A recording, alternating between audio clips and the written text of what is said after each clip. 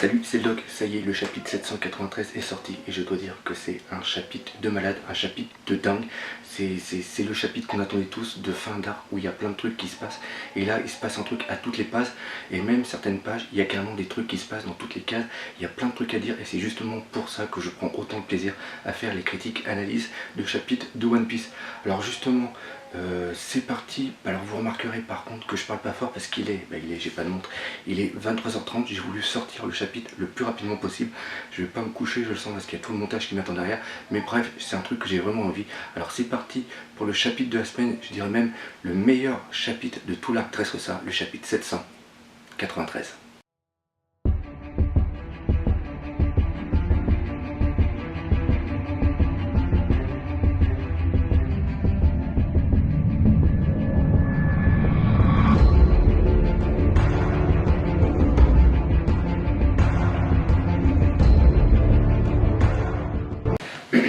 Alors avant de commencer de faire la critique analyse, je vais parler d'un truc qui est vachement important, c'est qu'il y a eu deux versions au niveau de la traduction de ce chapitre.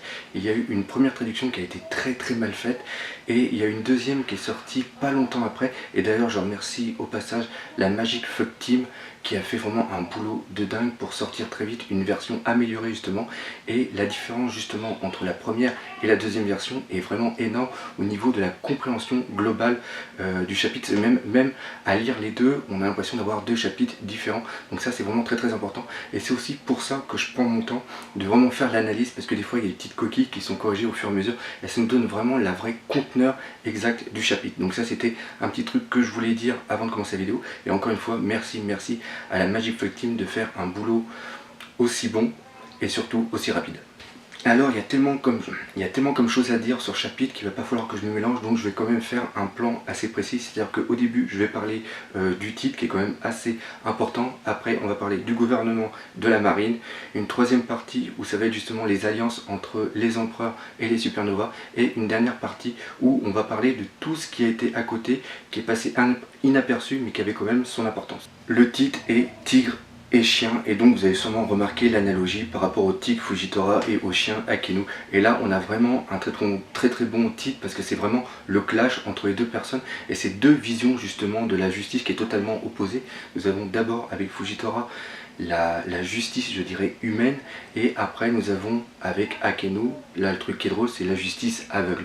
Aveugle aurait été plus pour normalement Fujitora, ça aurait été plus marrant. Et même au niveau du tigre, on voit vraiment Fujitora vraiment par rapport à comment il est, sa façon d'être, on voit vraiment le tigre qui est en lui, et c'est encore plus flagrant par rapport à Akenu où il est chien, puis moi il me fait penser carrément au chien de guerre qui est justement par rapport au gouvernement. C'est-à-dire le gouvernement mondial lui dit tu vas faire ça, t'exécutes ça, tout ça, et lui tel le chien de guerre, il va aller à fond dessus, il va aller mordre, il va aller arracher, et tant que la personne n'est pas à terre, il va vraiment s'acharner dessus, j'ai réussi à le dire, et c'est un truc que c'est comme ça que moi je vois Akenu. En plus avec son morceau d'oreille qui lui manque, ses cicatrices et tout ça, on dirait vraiment un vieux pitbull, donc il a vraiment cette tête de kleps. Par contre ce qui est dangereux avec un chien, c'est souvent qu'il se retourne par rapport à son maître. Et justement là son maître c'est qui? C'est le gouvernement mondial. Donc ce qui est vraiment important c'est de remettre dans le contexte, savoir pourquoi Akenu il est parti parler justement aux 5 papis qui sont là-haut, le conseil des 5 étoiles. C'est simple, c'est que Akenu, quand il a appris justement que Doflamingo avait donné sa démission, lui il l'a mal senti, donc ce qu'il a fait c'est qu'il a envoyé Fujitora pour enquêter et en même temps s'occuper de tout ce qu'il allait avoir sur place, c'est-à-dire par rapport à l'eau et aussi par rapport à Luffy. Et une fois que Fujitora est arrivé sur place, il a remarqué que malgré que Doflamingo avait donné sa démission, il avait quand même gardé son statut de Shichibukai, et quand il l'a dit à Akenu, ça il n'a pas apprécié. Akenu c'est pas Son Goku. Quand le gouvernement mondial fait quelque chose sans lui avertir, c'est-à-dire que quand il se fait arracher les poils du cul par 10 sans qu'il ait donné son consentement, ça il n'accepte pas. Donc il est parti voir Amarijoa et aller voir justement le conseil des 5 étoiles pour justement leur dire que faire quelque chose comme ça sans son consentement, il perd toute sa crédibilité. Et vous êtes d'accord avec moi pour dire que Akenu c'est pas le symbole de la diplomatie, c'est-à-dire que lui il y va bien en tête, puis il commence à les engueuler, il les parle de vieux croulants, il leur dit que c'était complètement de la merde de faire un truc comme ça sans l'avertir, la marine perd carrément, lui en tant qu'amiral-chef, il perd totalement sa crédibilité, et là il se fait carrément envoyer dans les cordes par le conseil des 5 étoiles, c'est-à-dire qu'ils lui disent que même s'il est un amiral-chef, il n'est pas à leur parler comme ça, qu'au niveau crédibilité il est proche de zéro, et que la marine pour eux, c'est pas énormément important parce que c'est que la face visible du gouvernement mondial et qu'il y a plein de choses derrière. Là, Akenu, on sent quand même qu'il a sérieux les nerfs. Et au sujet justement, et ce qui va encore plus le mettre, ce qui va un petit peu atténuer, je veux dire, sa colère, c'est que le conseil des 5 étoiles avoue que c'est pas eux qui vont justement remis en place le Shichibukai Doflamingo, que c'est carrément les Dragons Célestes par l'intermédiaire du CP0. Alors là par contre il est assez important de remettre vraiment le gouvernement de la marine dans le contexte et savoir à quoi il sert exactement. Donc là avec Lufistude on a fait un petit tableau, c'est-à-dire qu'on voit tel qu'il est, c'est-à-dire que le gouvernement mondial fait partie des 3 forces en place pour justement gérer le monde de One Piece, pour qu'il y ait un semblant d'ordre établi. C'est-à-dire que nous avons le gouvernement mondial, ça fait une sorte de triangle, le gouvernement mondial, les Shichibukai et les Yonko. Et justement, ce qui se passe, c'est que normalement, le gouvernement mondial, tel que l'imagine justement Akenu, c'est que c'est lui qui désigne justement les Shichibukai et c'est lui aussi qui les exclut. Donc, pour Akenu, c'était sûr et certain que le fait que Doflamingo soit à nouveau un Shichibukai, c'est le fait de la marine. C'est le fait, excusez-moi, c'est le fait du gouvernement mondial. Et là, quand il s'aperçoit que c'est les Dragons Célestes par l'intermédiaire du CP0 qui a remis justement Doflamingo en place, il ne peut cacher entre guillemets sa joie et dire que le conseil des 5 étoiles, en vérité, ce sont les marionnettes des Dragons Célestes. Et c'est ça qui, une première fois, m'a troué le cul. Oui, parce que je me suis fait trouer le cul plusieurs fois dans ce chapitre-là. Moi, personnellement, je pensais que le conseil des 5 étoiles, c'était justement, ces mecs-là étaient des dragons célestes. Je pensais que c'était parmi tous les dragons célestes qu'il y avait, je pensais qu'ils avaient élu 5 personnes qui s'occupaient vraiment de la politique au niveau du gouvernement mondial. Et là, ce n'est même pas le cas. C'est-à-dire que ces mecs-là reçoivent des ordres des dragons célestes, et ça c'est absolument dingue. C'est à dire que les dragons célestes, non contents d'être des dieux et d'avoir le droit de vie ou de mort sur n'importe quelle personne au niveau de la population de One Piece, ils ont aussi un rôle à jouer, enfin même pas un rôle, c'est-à-dire qu'ils donnent des ordres par rapport à la politique. C'est un truc vraiment de malade. D'ailleurs ça me fait penser maintenant que si le conseil des 5 sages ne sont pas des dragons célestes, alors chacun doit représenter un rond de l'étoile. C'est-à-dire que vous remarquez que dans le symbole du gouvernement mondial, il y a une étoile à 4 branches avec des boules au bout et une boule au centre. Chaque boule tout autour représente les 4 mers et celle au milieu représente Grand Line et aussi le Nouveau Monde. Donc pour moi, les personnes font partie de 4 mers différentes, enfin 4 mers, pas 4 mamans, 4 mers, South Blue, Earth Blue, East Blue, West Blue et South Blue. Et donc c'est ceux qui sont en noir pour moi. Ceux qui sont en noir font partie des mers, et celui-là qui est en blanc, lui fait partie, est un natif de Grand Line et de Grand Line ou alors du Nouveau Monde. Donc maintenant on va reprendre le plan, et tel qu'on le voit ici, c'est-à-dire que le gouvernement mondial peut donner des ordres par rapport à la force secrète entre guillemets qui est le Cypherpol, le CP, c'est-à-dire que eux du CP1 à CP9 c'est des missions d'infiltration, d'assassinat et d'espionnage. Par contre le CP Aegis, le CP0, celui-là qui a été justement adressé ça, lui reçoit ses ordres directement des dragons célestes, et ça c'est vraiment quelque chose de dingue. Et là on voit encore une fois le pouvoir qu'avait Doflamingo sur les dragons célestes pour que eux ils interviennent et qu'ils fassent carrément, qu'ils chantent carrément le gouvernement mondial. D'ailleurs en passant, le conseil des 5 étoiles se faire rabouer autant par Akenu qui est simplement un amiral en chef, ça ils n'ont pas apprécié et se sont pas gênés de lui dire en lui répétant encore une fois que la marine pour eux à son niveau c'est rien du tout. Donc là Akenu a sévère les boules, et là à ce moment là qu'est-ce qui se passe? Tu as le deuxième effet qui se coule qui arrive, c'est à dire que là tu as un vice-amiral qui vient prévenir tout le monde que y a justement Fujitora qui a 4 pattes devant un roi. Bon alors il a 4 pattes devant un roi, il est face à lui, hein, il n'est pas dos tourné. Fujitora c'est un tigre, c'est pas la panthère rose non plus. Hein. Donc ce qui se passe c'est qu'il est juste devant et il est en train de s'excuser au nom de la marine et il annonce à tout le monde par rapport aux caméras, par rapport aux Denden vidéo qu'il y a, que ce n'est pas la marine qui a mis à mal Doflamingo, mais c'est une alliance de pirates, de l'eau et justement de Luffy. Et justement quand il y a le nom de Luffy, là il y a le conseil des 5 étoiles qui pète carrément un câble en se disant putain encore ce jeune. Parce qu'il faut se rappeler qu'au niveau du gouvernement, Luffy avait fait pas mal à Eni Lobby en brûlant le drapeau. Donc déjà là maintenant Luffy au niveau de la prime on est sûr qu'elle va être catapultée car par rapport au gouvernement mondial, parce que ça sert à ça les primes, je m'étais planté la dernière fois, je pensais que les primes représentaient la puissance du personnage, mais non, c'est en vérité ça met en la dangerosité par rapport au gouvernement justement. Et là je pense que Luffy, il est monté très haut. Mais le fait que ça soit Luffy qui est détruit Doflamingo, ça à la rigueur ça peut passer. Là ce qui est vraiment énervant par rapport à Akenu, et c'est là où on voit quand même qu'il pète carrément un boulard, c'est de voir Fujitora faire ses excuses publiques au nom de la marine et dire en gros que la marine a servi absolument à rien sans l'avoir contacté au préalable. Et ça c'est un truc de dingue. Le dernier qui l'a mis autant les nerfs et qui lui avait tenu un petit peu tête, c'était Kobe au niveau de Marineford, je sais pas si vous vous rappelez, et qu'est-ce qui a failli arriver à Kobe? Il a failli se faire lifter le visage à coup de magma. Et lifter le visage à coup de magma, c'est pas ce qu'il y a de mieux pour survivre. Donc là, on arrive devant l'un des passages vraiment anthologiques au niveau de One Piece, où on voit Akenu qui pète carrément un boulard par rapport à Fujitora. Et rien que pour ça, ce chapitre, il est fantastique. À travers le dialogue qu'il va avoir, on voit totalement la différence de mentalité au niveau de la justice entre les deux personnes, comme je l'ai dit en intro quand j'ai parlé du titre. Fujitora ne voulait pas que la marine remporte le succès alors que c'est justement des pirates qui ont fait tout le beau, parce que lui encore une fois en tant qu'amiral il ne pouvait pas taper sur Doflamingo et quand il est venu adresse ça, lui il avait dans l'optique que Doflamingo perde son statut de Shichibukai.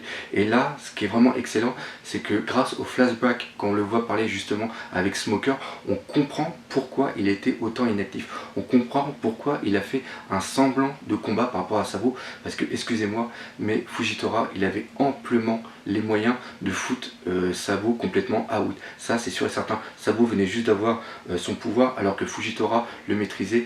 Fujitora, par rapport à son pouvoir, avait facilement la technique pour pouvoir le mettre au sol, même par rapport à Zoro, quand il lui fait le coup de la gravité et qu'il l'enfonce dans le sol, que Zoro arrive à repartir.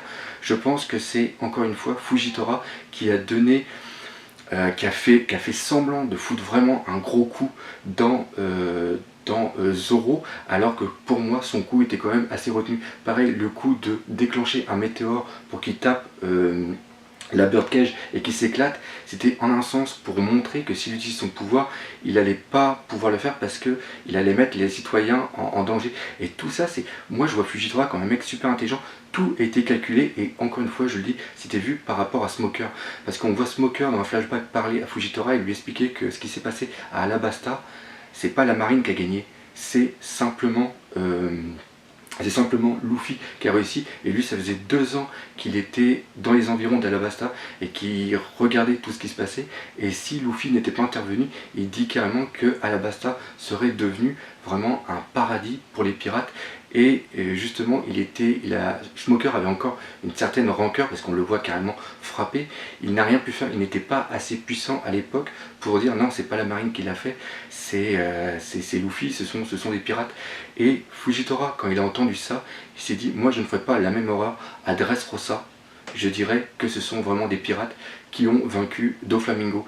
Et encore une fois, ça montre que Fujitora a quand même une sacrée paire de couilles, parce que même Smoker, qui est quand même un électron libre au niveau de la marine, ça on est tous d'accord, il dit bien qu'à Tagashi, il lui dit comme ça, si j'avais eu le statut même avec le statut de Fujitora, jamais j'aurais dit ça. Jamais il n'aurait osé se mettre devant Akenu. C'est un truc de malade. Et là, quand on voit le speech qu'ils ont entre les deux, c'est un truc de malade. On voit toute la tension dans leur visage et tout. Et le final est vraiment superbe. Le final, justement, il est vraiment très très bon. Dans la deuxième version du scan, comme j'ai expliqué, dans la première version, ça prêtait un peu à confusion. Mais dans la deuxième version, là, on est vraiment sûr. C'est-à-dire que Akenu est en train de l'engueuler en lui disant que son style de justice, ses valeurs, c'est vraiment de la merde, il en a absolument rien à foutre, qu'il a foutu la marine dans la merde, pareil jusqu'au cou. Il y avait une centaine de façons de pouvoir maquiller la vérité, et justement Fujitora, lui, il veut pas passer pour un héros, lui c'est pas ça pour lui la justice. Et là Akenu lui dit, c'est simple, toute la merde que tu as foutue, tu vas me la réparer, et en plus, tu vas m'amener la tête de Law et de Luffy. Et en plus, quand il dit de lui amener la tête, je pense pas que ce soit au truc figuré, c'est au sens propre. Hein. Tu me les tues, tu me les décapites, tu me ramènes la tête. Et tant que t'as pas fait ça, les portes de la marine, n'importe où, ils te sont fermés. Et là, Fujitora fait, c'est génial, c'est tout ce que je voulais entendre. C'est-à-dire que grâce à ça, ça veut dire que Akenu ne veut plus le voir au niveau de la marine, il me dit, si tu veux plus me voir, et bah tant mieux, moi, je quitte la marine. La première partie au niveau du gouvernement et de la marine, c'est terminé. Maintenant, ce que l'on va parler, c'est au niveau des empereurs et des supernovas. Par contre, il y a tellement comme information. Au début, je vais faire un petit tableau et après, on va expliquer tout ça en détail. Donc, pareil, le tableau, je remercie encore Luffy Stud d'avoir fait ça. Alors, là, ce qu'on peut voir, c'est déjà que Aokiji a rejoint Barbe Noire. Bon, ça, on le voyait venir quand même. Par contre, le truc qui m'a trouvé le cul une deuxième fois, c'est que l'alliance Kid, Apu et Hawkins s'attaquent directement à Shanks. Là franchement ils sont couillus. Après on apprend que Capone Belge a rejoint Big Mom et qu'il y en a après César, que Diaz Drac a rejoint l'équipage de Kaido. Après au niveau de Bonnet on ne sait trop rien, et par rapport à Rouge, il est sur une île céleste et je pense que Enel n'est pas loin. On va commencer par la première information. La première information, c'est Aokiji qui rejoint justement Barbe Noire. Et ça, cette information, elle est quand même super validée parce qu'elle est obtenue par rapport au gouvernement mondial, par rapport au Conseil des 5 étoiles. Et d'ailleurs, ils ont assez les nerfs parce qu'ils disent bien que ce mec-là, c'est une bête de combat, une bête de force, vraiment un truc de malade. On remarque aussi que Akenu a encore une dent et une amertume envers lui parce qu'il dit de toute façon, Aokiji, il a quitté la marine, il ne peut plus rien faire, donc maintenant j'en ai plus rien à foutre de sa gueule. C'est un peu comme ça que, quand on lit à travers les lignes, c'est un peu comme ça que je le vois. Maintenant, est-ce que c'est vraiment une surprise que Aokiji ait rejoint Barbe Noire? Non, parce que ça c'est quand même quelque chose qui était amené depuis plusieurs chapitres. Et d'ailleurs ça me fait un petit peu chier parce que normalement j'avais prévu de vous faire une théorie là-dessus. Puis maintenant la théorie, je vais vous la donner tout de suite. Ce qui se passe, c'est que dans plusieurs chapitres on a eu des informations. Premièrement par rapport à Dressrosa. À un moment on voit Burgess, après le combat qu'il a fait le premier tour du Colisée, on le voit parler justement à Barbe Noire. Je ne sais pas si vous vous rappelez, mais c'est au moment où Luffy et Rebecca ils sont dans les sous-sols et puis qu'ils essayent de s'enfuir par rapport à Shinjao. Oui, Shinjao, et aussi par rapport à Cavendish. Et là, il croit justement Burgess qui est en train de parler à Barbe Noire, et justement il dit, moi j'ai pas confiance, enfin Burgess qui dit, moi j'ai pas confiance par rapport à Aokiji, et Barbe Noire répond, de toute façon, t'as pas confiance non plus par rapport à Shiryu. Donc s'il fait cette réflexion par rapport à Shiryu, qui fait partie de l'équipage de Barbe Noire, ça montre que Aokiji fait aussi partie de l'équipage. Ça c'est la logique. Et après par rapport à l'arc Punk Hazard, juste à la fin, quand justement Doflamingo vient pour éclater la gueule à Smoker, là il y a Aokiji qui intervient en lui disant, toi tu touches pas à mon pote. Le combat s'arrête et Doflamingo, encore une fois, ce qui montre le pouvoir vraiment d'Aokiji, il dit non, de toute façon moi je veux pas te combattre, par contre il faudrait que tu répondes à une de mes questions, qu'est-ce que tu es en train de faire entre guillemets, c'est ce qu'il dit, parce qu'il dit je suis quand même au courant que tu as fait des trucs qui sont vraiment pas clairs. Donc ça montre encore une fois que Aokiji, même s'il a quitté la marine, là par contre il est en train de prendre une mauvaise tangente. Par contre, le truc qui nous rassure beaucoup, c'est qu'une fois que Doflamingo est parti, il y a Aokiji qui se met juste à côté de Smoker qui lui dit « T'inquiète pas, j'ai pas changé. En gros, au fond de moi, je suis toujours le même, j'ai toujours mon sens de la justice. » Et là, Smoker il fait « Si c'est ça, tant mieux. » Donc moi, tel que je vois Aokiji, je vois Aokiji comme un justicier solitaire. C'est-à-dire que c'est toujours un mec qui a dans l'optique la justice. Et je pense qu'il a vu justement en Barbe Noire une très très grosse menace, peut-être la plus grosse menace pour l'instant. Et il dit aussi, quand il a parlé justement à Smoker, il disait qu'il n'était pas fait pour travailler dans le gouvernement, et quand il était dans le gouvernement mondial, il avait une certaine vision, et d'être parti justement du gouvernement, ça lui donne une autre optique, une autre vision, et il voit réellement le monde tel qu'il est, puis il n'a plus de contraintes, il peut s'attaquer à n'importe qui. Donc oui, Aokiji est un justicier solitaire, et pour moi il a infiltré l'équipage de Barbe Noire pour vraiment détruire la menace au cœur de cette menace. Après, la deuxième info, l'info vraiment qui m'a trouvé le cul, le truc de dingue, c'est que l'alliance de Kid, Apu et Okits s'attaque carrément à Shanks. Alors, comme tout le monde, c'était sûr et certain qu'on pensait qu'il allait s'attaquer à Big Mom. Pourquoi? Parce que quand on est justement sur l'île de Zone Poisson, on remarque que Pecon et Tamago parlent ensemble et disent qu'il faut accepter justement le trésor qu'avait donné justement Luffy. Comme ça permettra de repayer une flotte parce qu'il s'était fait buter, je crois que c'était 2 bateaux justement par Kid et son alliance. Donc, quand des pirates s'attaquent à une flotte, c'est surtout une flotte appartenant à des empereurs, c'est sûr qu'ils vont se mettre l'empereur à dos. Donc l'alliance, vu que c'était pour niquer la gueule d'un empereur, je pensais que ça allait être obligatoirement Big Mom. Et là, non, les mecs, ils sont couillus de chez couillus. Et qu'est-ce qu'ils vont faire? Ils vont s'attaquer directement à Shanks. Et maintenant, avec du recul, c'est super logique. Pourquoi? Parce que Kid, c'est quelqu'un qui a énormément de pouvoir, ça c'est sûr et certain. Et il a surtout une très grande vanité et il vise toujours le sommet, le haut. Et pour moi, le plus fort de tous les empereurs, c'est Shanks, sans aucun doute. Ce mec-là, il est quand même arrivé à Marineford et rien que par sa présence, il a seulement dégainé son épée et il a arrêté la guerre à Marineford. C'est un truc de malade. Il est capable d'arrêter une guerre par rapport à son statut, par rapport à sa carrure. Puis par contre, il se fait bouffer le bras par une anguille. Ça, c'est un truc complètement débile. Ça, par contre, j'y reviendrai plus tard. Il y a une petite théorie que je suis en train de vous réserver. Normalement, elle ne devrait pas tarder, la semaine ou la semaine prochaine. Elle arrivera. Un petit teaser en passant. Donc, maintenant qu'on y pense, c'est parfaitement normal qu'il s'attaque à Shanks. Parce que ce mec-là, en niquant le plus haut des empereurs, il se prépare une place au soleil qui est vraiment géniale. Et une autre chose qui me fait super plaisir, ça, et j'espère franchement qu'on va le voir, c'est un putain de combat par rapport à Shanks et son équipage et voir ce que vraiment son équipage a dans le corps. Parce que au niveau de leur apparence, ils ont l'air très très simples, mais je pense qu'ils ont quand même un pouvoir vraiment sévère. En plus, je ne pense pas que Shanks ait une flotte à côté, je pense qu'il a seulement que son équipage. Donc ça peut donner vraiment quelque chose d'absolument superbe. Et c'est quelque chose d'ailleurs qu'on attend depuis des centaines et des centaines de chapitres, mais par contre je pense pas qu'on va voir tout de suite. Je pense qu'on va peut-être avoir ça vers les chapitres 900. Après, dans les autres choses qu'on a vues, mais qui sont toujours aussi, peut-être pas aussi importantes, mais qui ont quand même leur place là-dedans, c'est le Supernova Capone qui a rejoint l'équipage, justement la flotte de Big Mom. Pourquoi on voit ça? Parce que premièrement, juste à côté de sa case, on voit marqué sur une certaine mer, et là on voit le drapeau, et le drapeau fait carrément penser au mât avec la voile justement du vaisseau de Big Mom. Et après, quand on le voit justement parler sur le vaisseau, je sais pas si vous remarquez, mais juste derrière, il y a des sortes de traits avec des barres obliques, et moi ça me fait penser à du sucre d'orge, carrément. Donc c'est vraiment un vaisseau, entre guillemets, style nourriture de Big Mom. Et en plus, je trouve que c'est le Supernova qui, avec Bonnet, mais ça on en reparlera tout à l'heure, qui allait parfaitement avec l'empereur Big Mom. Parce que Big Mom, ça fait penser à maman, mama, etc. Et lui, étant un parrain, c'est quelqu'un qui est très très lié au niveau de la famille par rapport au thème, le thème du parrain. Même dans certains chapitres précédents, il l'appelait père. Donc ça, vous voyez, père, mama, ça va bien. Et en plus, c'est quelqu'un qui a toute une famille, les parrains, la famille avec lui. Donc au niveau du thème, encore une fois, je trouve que ça colle énormément. Et là, on le voit parler à un Denden Mushi. Et je sais pas si vous avez remarqué, mais le Denden Mushi, il a une couronne. Et je pense même qu'il était en relation directe avec Big Mom.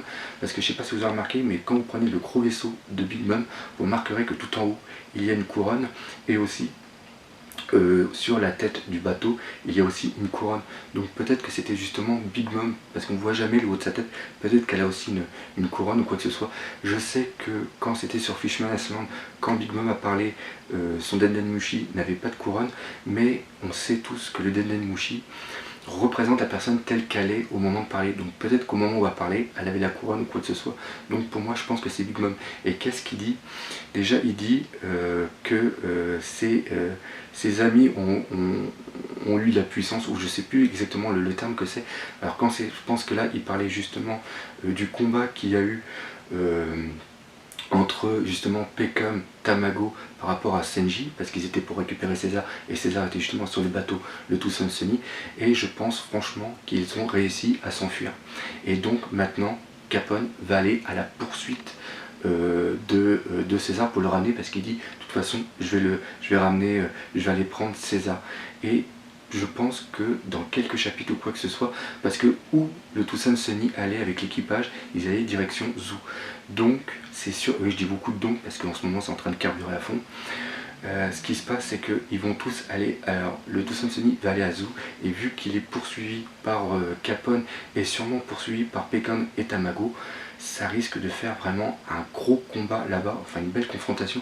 Et il suffit qu'entre-temps, Law et Luffy partent de Dressrosa par rapport à un bateau, parce qu'il y avait encore pas mal de bateaux, ou même d'autres pirates qui sont sur place, et qui les amènent aussi à Zou, ça peut faire vraiment, dans le futur proche, parce que ça c'est quand même quelque chose que je vois assez proche, ça peut faire vraiment des chapitres de folie encore une fois. Et la dernière chose qui se passe par rapport aux Supernova qui rejoignent justement des empereurs, c'est Diez Drake.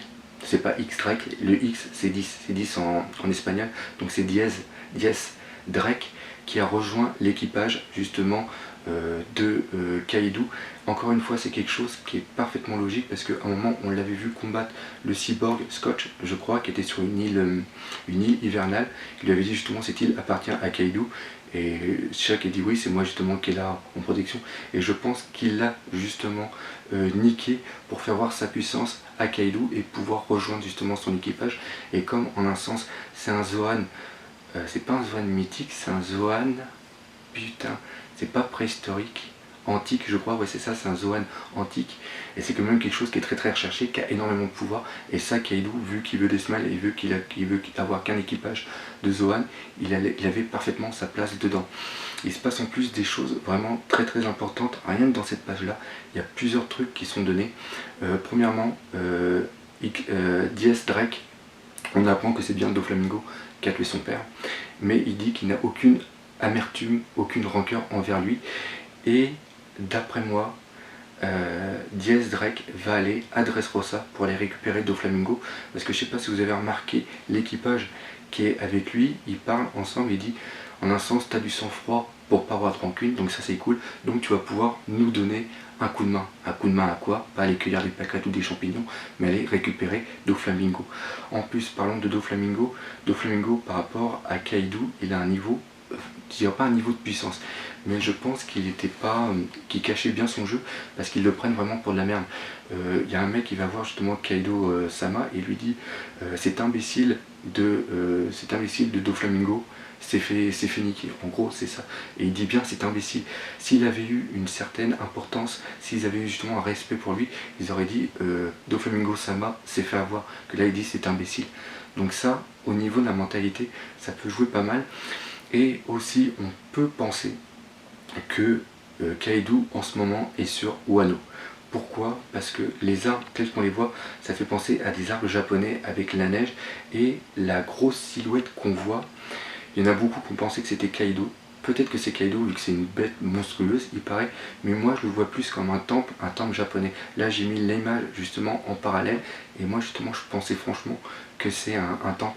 En plus je sais pas si vous vous rappelez, mais quand Law annonce à Kinemon et à Momonosuke que l'empereur qui vise c'est justement Kaido, là les mecs ils sont en panique totale. Donc il est sûr et certain que Kaido a déjà été sur le pays Wano. Il y a peut-être eu une guerre, il y a peut-être eu quelque chose, mais on sait qu'il y a vraiment quelque chose en relation par rapport à ça. Par rapport à tous les supernovas, on a parlé d'à peu près de tout le monde, mais il y en a deux qui manquent.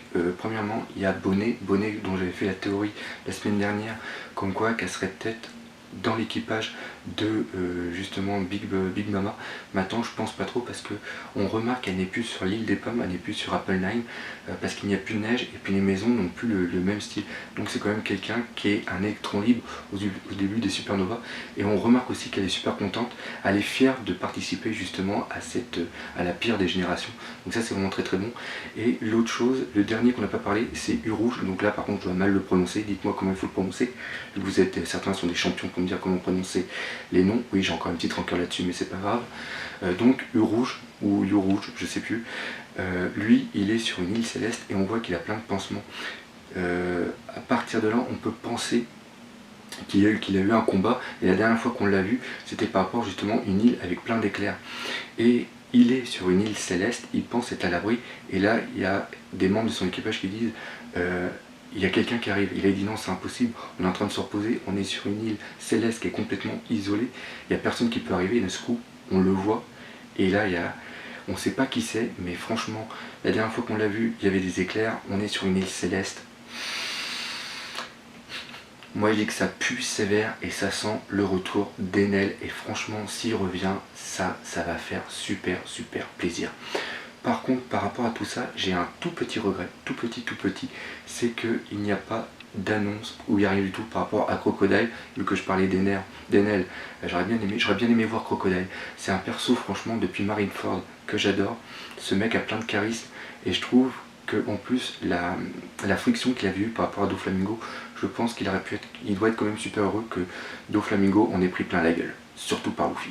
Alors voilà, ça c'était justement par rapport aux empereurs et aux supernova. Maintenant, il s'est passé plein de petits trucs à droite et à gauche qui sont quand même assez importants par rapport à l'univers de One Piece et par rapport surtout au background, parce que Ichiro Oda met quand même beaucoup d'éléments, et ça c'est vraiment la grande force de One Piece. Et on comprend maintenant pourquoi on a eu, comme je l'avais toujours dit dans mes vidéos, Dressrosa met en place les bases de la géopolitique du nouveau monde. Et c'était super long, ça fait 2 ans, je l'avoue, moi aussi des fois ça m'a pris comme ça, j'en avais jusque là, j'en avais jusqu'ici, mais c'était nécessaire. En plus Ichiro Oda, c'est le genre de mec, tout ce qui lui passe par la tête, il le met sur une feuille, il va obligatoirement le balancer. Donc c'est sûr et certain que ça a été long, mais c'était nécessaire, et là maintenant, avec un tel chapitre, on en a parfaitement la preuve. Donc on voit déjà que le fait que Doflamingo ne fasse plus le commerce des armes, il y a plein de pays dont la guerre est arrêtée, il y a un roi qui a été obligé d'abdiquer, il y a des pirates qui ont perdu justement tout leur commerce, et exactement la même chose par rapport au Smile, on en voit qui chialent tout le temps, et on voit aussi certains qui ont mis des couteaux sur la tête de Luffy et d'Elo. Donc ces deux-là, cette alliance, en plus d'avoir Kaido au cul, ils vont avoir aussi pas mal de pirates qui sont quand même assez faibles, mais c'est toujours le nombre qui fait la force. Et on peut voir, je pense qu'il va peut-être avoir des petites situations assez comiques dans le futur par rapport à des trucs par rapport à ça. Au niveau de Dressrosa, on va commencer par Dressrosa. Dressrosa, on voit le roi qui prépare quand même, parce que ne sachant pas comment Fujitora allait réagir, parce que c'est quand même la marine et c'était un amiral, et peut-être qu'il allait dans la tête du roi Riku, il allait peut-être vouloir emprisonner, parce que ce sont des pirates, hein, ça c'est vraiment juste. Il dit justement à Tank de prendre tous les pirates qui l'ont aidé, ainsi que Luffy et Lo, et de les amener en protection dans le château. On voit aussi les Kyros qui est toujours unijambiste en passant, c'est toujours pas fait réparer la jambe. Et il remercie les Tontatas que je détestais, hein. Je suis content de ne plus trop les voir d'ailleurs.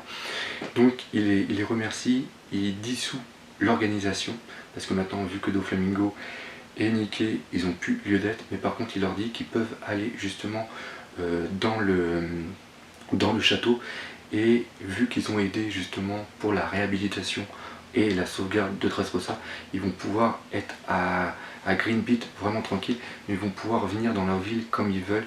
Ils vont être accueillis les bras ouverts, ça va être justement le peuple des fées, il n'y a plus aucun souci par rapport à ça. Ça m'a fait super plaisir. Une autre chose, un truc qui m'a fait super plaisir, c'est qu'on voit Gaps, pas Gaps, mais Gap, je le dirai plus tard. C'est vraiment excellent, ça me fait plaisir de le revoir, je ne sais pas si vous l'avez remarqué. Et à un moment, on voit un bateau de la marine où dessus il y a Tsuru, enfin, son nom c'est comme ça, c'est la vieille vice-amirale qui prend les gens puis qui en fait du linge puis qui les croche. Elle est sur le bateau, et là tu vois qu'il y a un mec qui parle, et dans la bulle vous avez une autre petite bulle à côté. En vérité c'est l'onomatopée justement pour faire voir quelqu'un qui mange, et qui mange tout le temps en parlant, c'est Gap. Et en plus on voit à la fin qu'il lui dit si elle veut justement c'est des trucs, je sais pas ce que c'est, mais c'est des chips. On a la traduction à côté, et qui bouffe toujours des chips. Rappelez-vous quand il parlait des fois avec Sengoku, Gap, quand il parlait avec, il avait tout le temps en train de bouffer, puis il voulait toujours lui proposer des chips.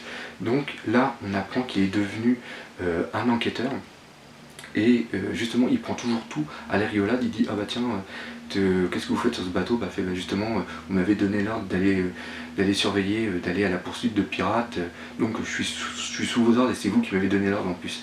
Et qui sont ces pirates?